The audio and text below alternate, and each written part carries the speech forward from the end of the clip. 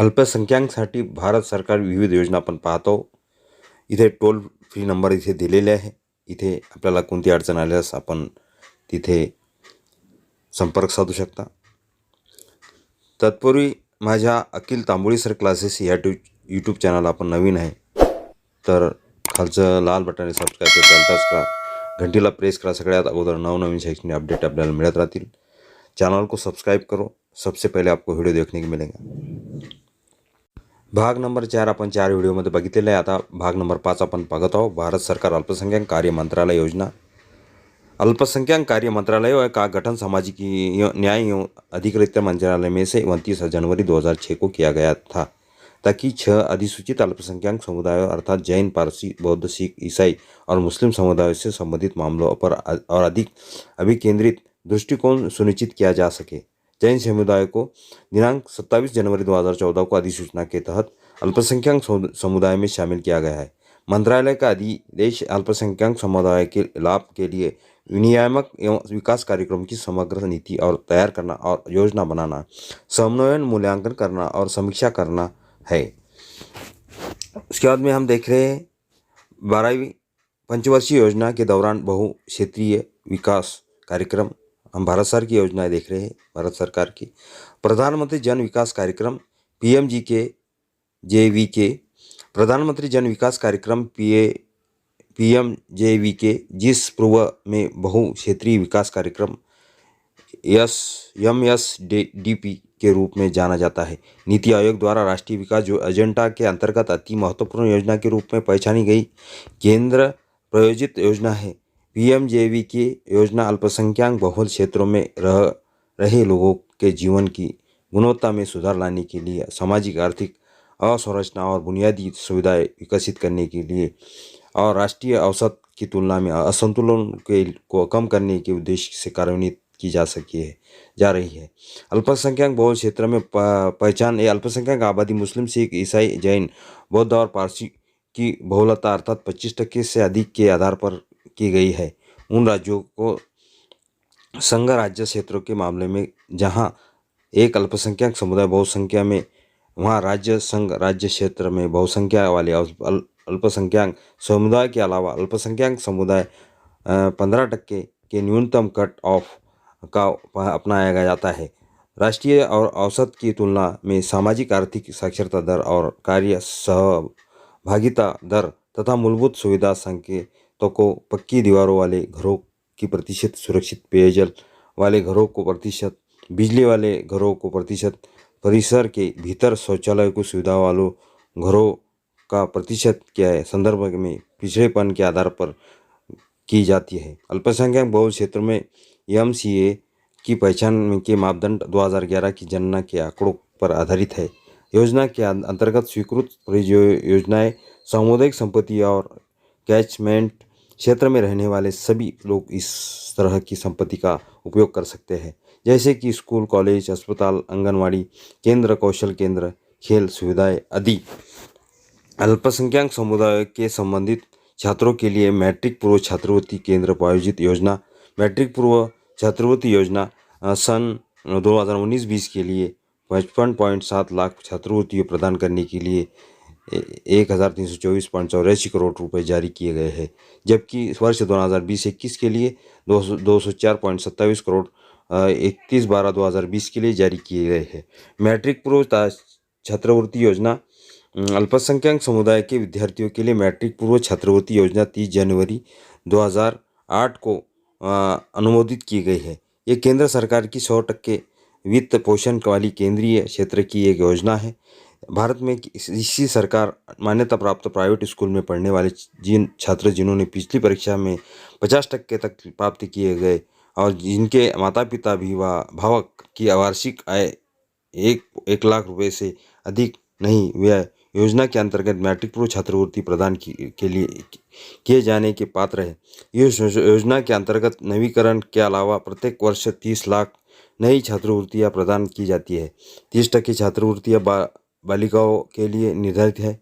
प्रत्येक चुने गए छात्रों को 1000 रुपये से 10,700 रुपये तक की छात्रवृत्ति प्रदान की जाती है.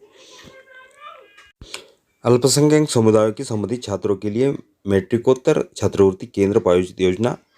मैट्रिकोत्तर छात्रवृत्ति योजना वर्ष 2019-20 के लिए 7.43 लाख छात्रवृत्तियां प्रदान करने के लिए 428.77 करोड़ जारी किए गए, जबकि वर्ष 2020-21 के लिए 127 करोड़ रुपए 31/12/2020 तक जारी किए गए हैं।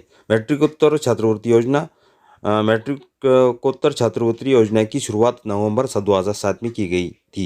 यह एक केंद्रीय क्षेत्र योजना है। मैट्रिकोत्तर छात्रवृत्ति भारत में आवासीय उच्चतर माध्यमिक स्कूल कॉलेज सहित की सरकारी मान्यता प्राप्त उच्चतर माध्यमिक स्कूल कॉलेज में अध्ययन के लिए प्रदान की जाती है। प्रत्येक चुने गए छात्र को 2,300 रुपये से 15,000 रुपये तक की छात्रवृत्ति प्रदान की जाती है। ऐसे विद्यार्थी जिन्होंने पिछले वर्ष की अंतिम परीक्षा में 50 के अंक प्राप्त किए गए हैं, जिनके माता पिता अभिभावक की वार्षिक आय 2 लाख रुपए की अधिक नहीं है, योजना अधीन छात्रवृत्ति पाने के पात्र है। नवीकरण के अतिरिक्त प्रत्येक वर्ष 5 लाख नई छात्रवृत्तियाँ प्रदान की जाती है। 30% छात्रवृत्तियाँ बालिकाओं के लिए निर्धारित की गई है। यदि प्राप्त संख्या में छात्राएँ उपलब्ध हो तो ये छात्रवृत्ति पात्र छात्रों को प्रदान कर दी जाती है। अल्पसंख्यक समुदाय के संबंधित छात्रों को मेरिट सह आधारित छात्रवृत्ति योजना। मेरिट यह संसाधन आधारित छात्रवृत्ति योजना वर्ष 2019-20 के लिए 1.18 लाख छात्रवृत्तियों प्रदान करने के लिए 285.63 करोड़ जारी किए गए हैं, जबकि वर्ष 2020-21 के लिए 105.47 करोड़ 31/12/2020 तक जारी किए गए हैं। मेरिट साधन आधारित छात्रवृत्ति योजना। मेरिट सह साधन आधारित छात्रवृत्ति योजना केंद्रीय क्षेत्र में योजना है जो वर्ष 2007 में शुरू की गई थी। ये छात्रवृत्ति उपयुक्त प्राधिकरण से मान्यता प्राप्त संस्थाओं में स्नातक और स्नातकोत्तर स्तर के व्यावसायिक और तकनीकी पाठ्यक्रमों में अध्ययन करने के लिए प्रदान की जाती है। इस योजना के अंतर्गत प्रत्येक छात्रवृत्तियों के नवीकरण अतिरिक्त 60,000 नई छात्रवृत्तियाँ प्रदान किए जाने का प्रस्ताव है। इन छात्रवृत्तियों में से 30% छात्रवृत्ति छात्रों के लिए निर्धारित है, जो पर्याप्त संख्या में प्राप्त छात्रा उपलब्ध न होने पर पात्र छात्राओं द्वारा उपयोग की जाती है। उस योजना के तहत व्यावसायिक एवं तकनीक के पाठ्यक्रमों के लिए सूचीबद्ध 85 प्रतिष्ठित प्रमुख अन्य संस्थानों में अध्ययन कर रहे हैं। कुछ 20,000 रुपये वार्षिक दर से पाठ्यक्रम शुल्क की प्रतिपूर्ति की जाती है। इसके अतिरिक्त दिवा छात्र 5,000 रुपये और छात्रावासी छात्रों को 10,000 रुपये प्रतिवर्ष की दर से अनुरक्षण भत्ता भी स्वीकार है। मौलाना आज़ाद राष्ट्रीय अध्यापवृत्ति योजना। मौलाना आज़ाद राष्ट्रीय अध्यापवृत्ति योजना वर्ष 2019-20 के दौरान 1,251 आवेदकों के लिए अध्यापवृत्ति नवीनीकरण अध्यापवृत्ति के अलावा प्रदान की गई है और पात्र विद्वानों के अध्येतावृत्ति के संवितरण के लिए यूजीसी को 100 करोड़ की राशि जारी की गई है, जबकि वर्ष 2020-21 के दौरान पात्र विद्वानों को ANF अध्येतावृत्ति के संवितरण के ये यूजीसी आंकड़े 31/12/2020 के लिए अनुसार को 58.50 करोड़ के जारी किए गए। मौलाना आज़ाद राष्ट्रीय अध्यापवृत्ति। अल्पसंख्यक विद्यार्थियों के लिए मौलाना आज़ाद राष्ट्रीय अध्येतावृत्ति MANF योजना की शुरुआत केंद्रीय क्षेत्र की योजना CSS के रूप में 11 अप्रैल 2009 को की गई थी।